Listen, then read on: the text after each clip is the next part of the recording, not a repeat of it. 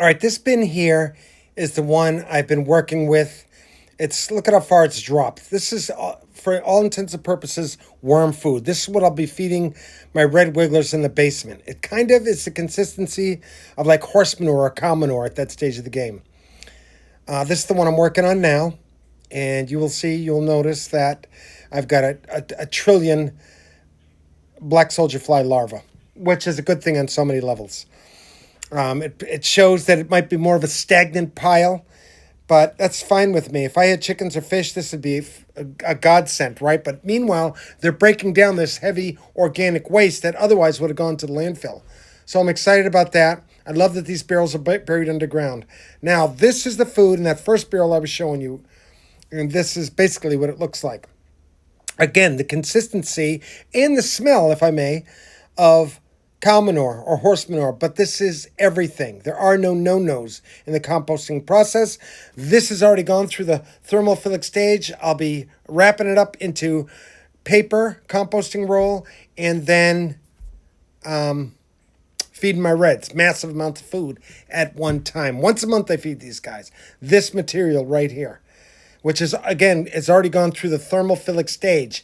Many weeks to month and a half that was heated up to temperatures as high as 160, 130 to 160. All right, so give you a little bit of a sense of how much I fill it with. Each of these. And as you can see, it's teeming with black soldier flies as well. So some of those will make it through to the fly stage.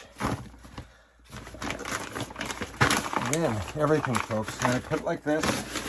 And then I've already taken this much off the top, and so I'll just cover it with pure worm castings. That's my cover. Okay.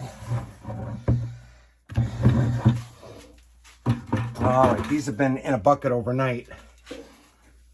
I just fluff this up like this and cover all this like that. Okay. Today's October 2nd, so November 1st or 2nd, 3rd, somewhere around there, I'll feed them again. And I'll show you this next bin, how much they really need to be fed. Just a little over a month of feeding this massive amounts of food. So let's do this big one here, and I'll show you how that works, okay? All right, let's feed this beast here. I got my drain here like that. Awesome. I don't know if you can see that down below. Can you see the drain part? This thing here. That's how it all comes out. Liquid all comes out of there. Like this. Just like that. Now this one has a lot of black soldier flies, or it did. They all escaped. And there goes one. So let's take a look at this one now.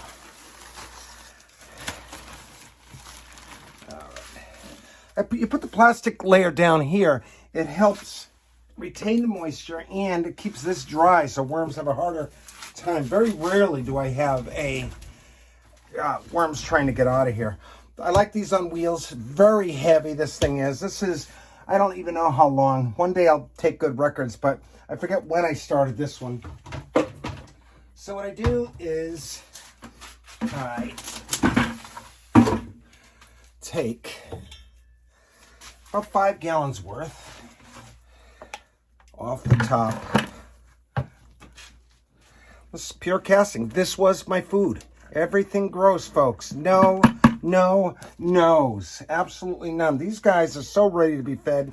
Probably a month and a week, maybe, I guess. Last time I fed them. I fed them just like the way you're going to see me feed this one.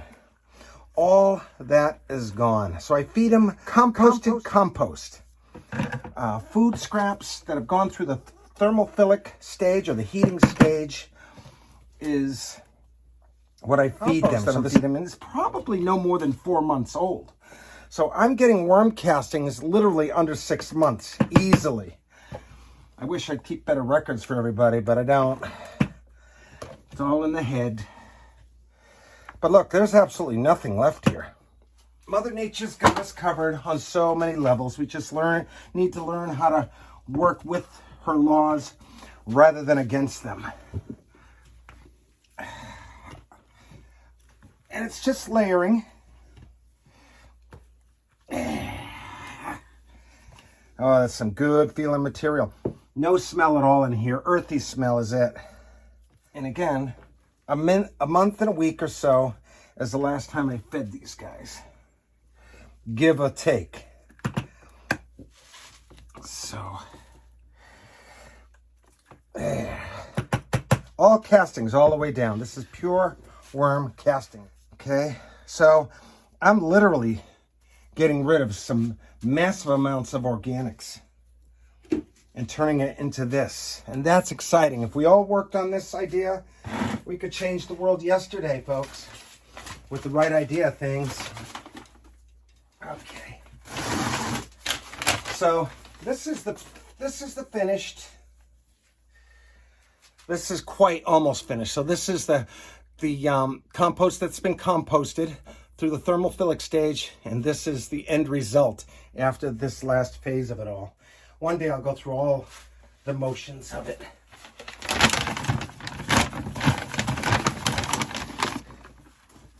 So I got about a half of a 6-gallon bucket.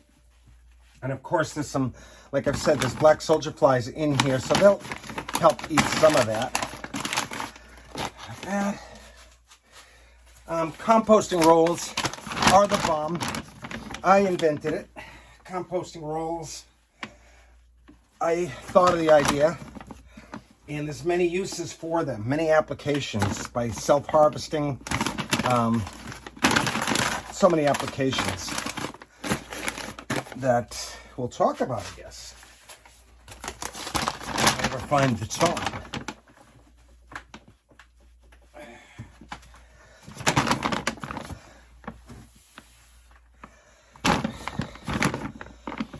So, you see,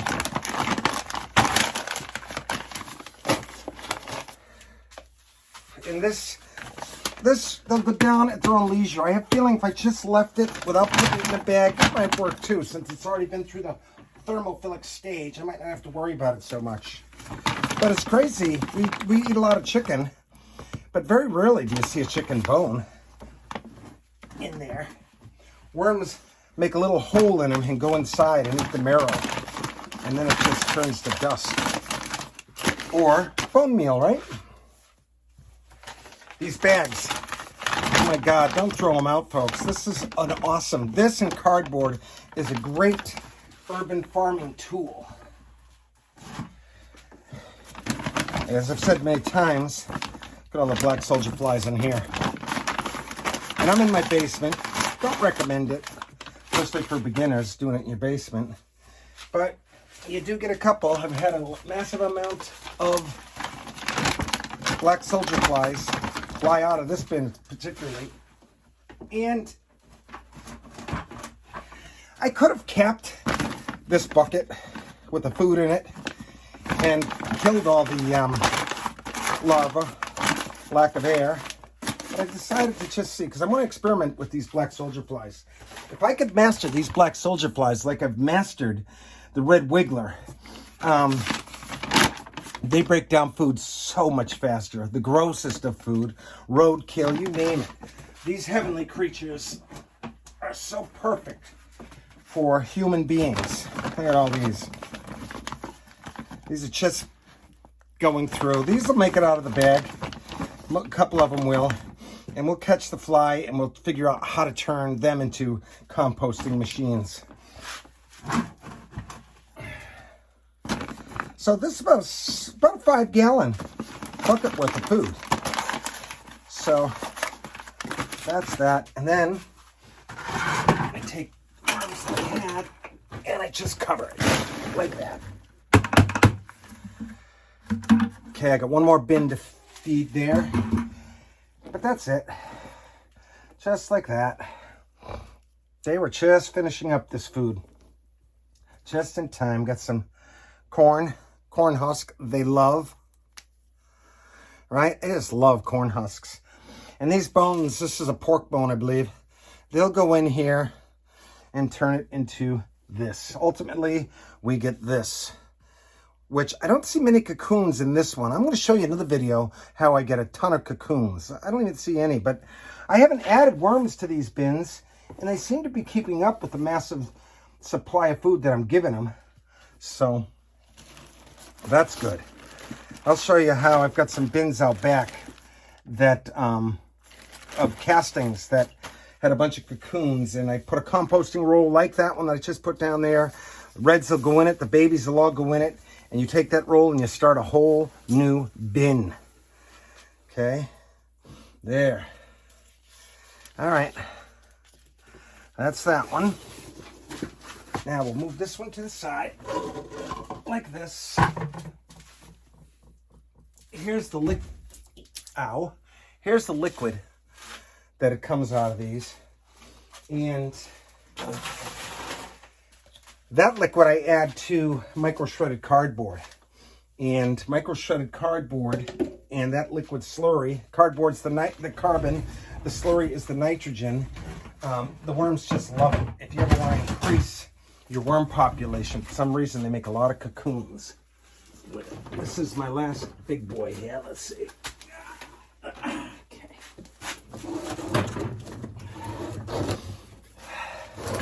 This is the biggest one I have. Oh, see, look. That's too bad. Easy to catch, but I've got this yellow fly paper. Oh, I'll try to catch as many as I can here. All right, so I must have fed these. Here's very easy to catch for the most part. But as you can see, it's more like a wasp of some kind. But these guys are amazing. All right, so again, take the first top layer off.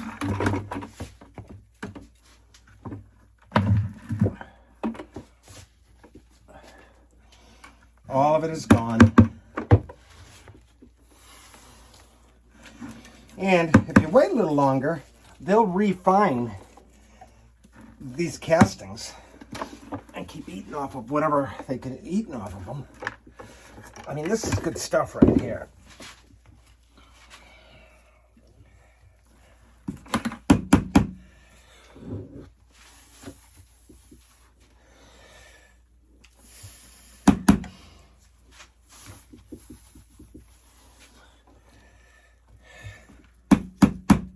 I'm gonna have to go out back and get some more compost. You get the gist. I'm gonna do the same thing with this here. And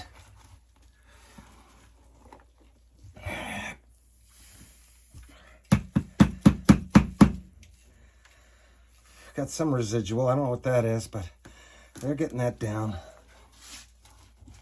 Okay.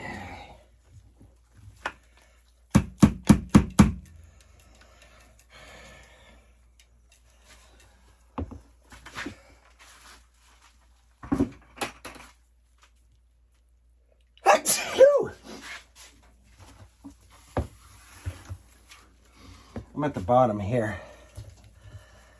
I mean, this is a great bin right here. Really good bin. It's a no-brainer, folks. There's no guesswork. Look at all the worms in there. Put you right there.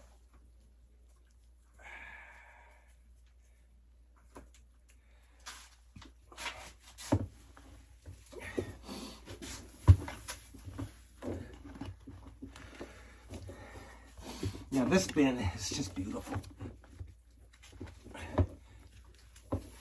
Easy build too, by the way. This is a very easy build. Got videos on that on my YouTube. There. Move it around a little bit. There. I gotta go get some more food for these guys.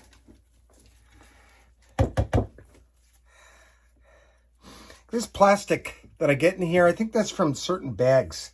When they, for the handles or something, they make it rugged. It's a plastic. You get those. When I finally take the worms out of the castings, I'll get these and throw them out. I got no there. So